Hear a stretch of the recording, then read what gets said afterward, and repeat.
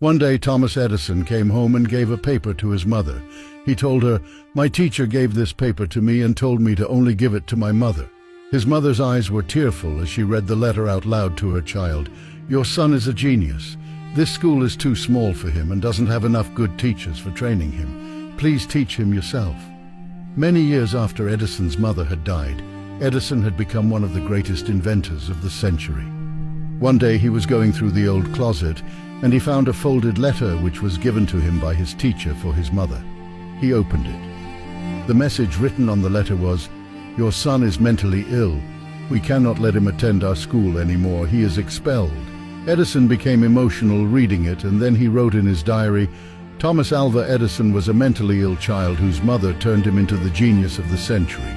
Moral: a mother's love and upbringing can help change the destiny of a child. There was once a farmer who each week sold a pound of butter to a baker.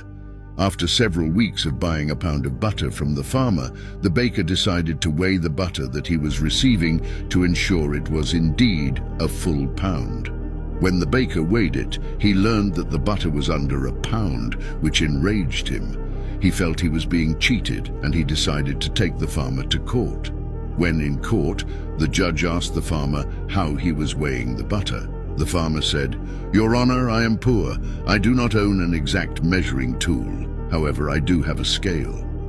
The judge then asked if the farmer uses the scale to measure the butter. The farmer said, "Your Honor, I have been buying a 1-pound loaf of bread from the baker since long before he began purchasing butter from me. Whenever the baker brings bread for me, I put it on the scale and then measure out the same weight in butter to give him in return. So if the baker is not getting a pound of butter, he is also not giving a pound of bread as he promised." The moral: you get what you give. If you try to cheat others out of what you promise them, you will be cheated in return. A successful young man was riding his brand new car down a neighborhood street when suddenly a brick smashed into his car's door. The furious man stopped, jumped out of his car, and caught the kid who had thrown the brick. "Why did you do that?" he said in anger. The young boy was a little scared but was apologetic. "I'm sorry, mister. I didn't know what else to do," he pleaded. "I had to throw the brick because no one else would stop for my call to help." With tears rolling down his cheeks, he pointed towards the parked cars and said, "It's my brother. He rolled off the curb, fell off his wheelchair, and I can't lift him." The sobbing boy asked the man, "Would you please help me get him back into his wheelchair?" The young man swallowed his anger, and then he hurriedly lifted the other kid from the spot and put him back in the wheelchair. "Thank you, sir, and God bless you," said the grateful kid. The man was too shaken up to say anything. He just went home. Although the damage was very noticeable, he did not bother to repair it. Instead, he kept the dent to remind him of the message. Do not go through life so fast that someone has to throw a brick at you to get your attention. Moral: life whispers in our souls and speaks to our hearts. Sometimes when we do not listen to it, it throws a brick at us. It is our choice: listen to the whisper or wait for the brick. An elderly carpenter was ready to retire. He told his employer contractor of his plans to leave the house building business. The contractor was sorry to see his good worker go and asked if he could build just one more house as a personal favor. The carpenter said yes, but over time it was easy to see that his heart was not in his work. He resorted to shoddy workmanship and used inferior materials. When the carpenter finished his work, his employer came to inspect the house. Then he handed the front door key to the carpenter and said, "This is your house, my gift to you." The carpenter was shocked. What a shame. If he had only known he was building his own house, he would have done it all so differently. So it is with us. We build our lives a day at a time, often putting less than our best into the building. Then, with a shock, we realize we have to live in the house we have built. Someone once said, "Life is a do-it-yourself project." Two friends were walking through the desert. During some point of the journey, they had an argument, and one friend slapped the other one in the face. The one who got slapped was hurt, but without saying anything, wrote in the sand, "Today my best friend slapped me in the face."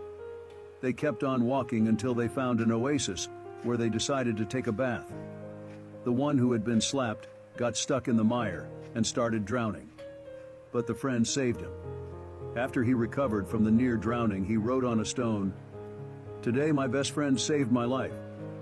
The friend who had slapped and saved his best friend asked him, "After I hurt you, you wrote in the sand, and now you write on a stone. Why?" The other friend replied, "When someone hurts us, we should write it down in sand, where winds of forgiveness can erase it away. But when someone does something good for us, we must engrave it in stone, where no wind can ever erase it." One day, a very wealthy father took his son on a trip to the country for the sole purpose of showing his son how it was to be poor. They spent a few days and nights on the farm of what would be considered a very poor family. After their return from the trip, the father asked his son how he liked the trip. "It was great, Dad," the son replied. "Did you see how poor people can be?" the father asked. "Oh yeah," said the son. "So what did you learn from the trip?" asked the father. The son answered, "I saw that we have one dog and they had four. We have a pool that reaches to the middle of our garden, and they have a creek that has no end. We have imported lanterns in our garden, and they have the stars at night. Our patio reaches to the front yard, and they have the whole horizon. We have a small piece of land to live on, and they have fields that go beyond our sight. We have servants who serve us, but they serve others. We buy our food, but they grow theirs. We have walls around our property to protect us.